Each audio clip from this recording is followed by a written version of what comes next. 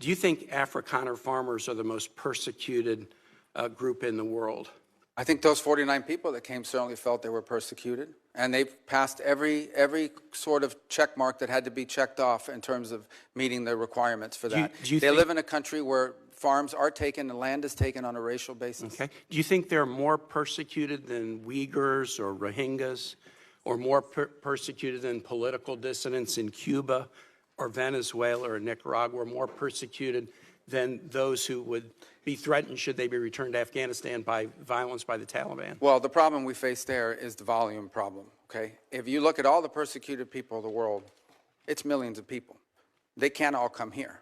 And we had refugee programs. So why prioritize Afrikaner farmers? Well, because it's a small subset, it's a new issue, and the president identified it as a problem and wanted to use it as an example. But that's different from having these refugee programs that were basically spending money to put people up in communities and accommodate them, and it was acting as a magnet. Millions of people entered this country illegally, and today the border is sealed. Let me challenge you, and I'm just going to say for the public, if you want to understand about the, quote, persecution of Afrikaner farmers, go look at the composition of the South African government. Since July of 2024, there's a government of national unity, and the opposition party to the ANC, the Afrikaner Party, the Democracy Alliance, is part of the governing coalition.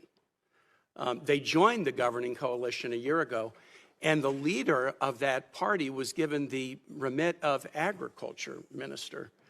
I assert that this claim that there's persecution of Afrikaner farmers is completely specious. Are you aware ever during the apartheid era in South Africa did the United States establish a special program to allow South African blacks who were treated as second-class citizens in the apartheid program, a special program so they could claim refugee status in the United States? No, because that was probably in 9th grade or 8th grade at the time. Yeah, well, never has there been a program, a special program for Africans to come in as refugees to the United States. We've allowed special programs for people being persecuted for their religion, Soviet-era Jews. We've allowed special programs for people fleeing from communism, Cuba, Vietnam, the Soviet Union.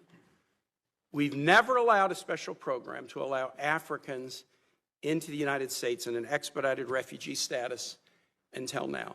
Afrikaner farmers living in a nation governed by a government of national unity that includes the main Afrikaner Party.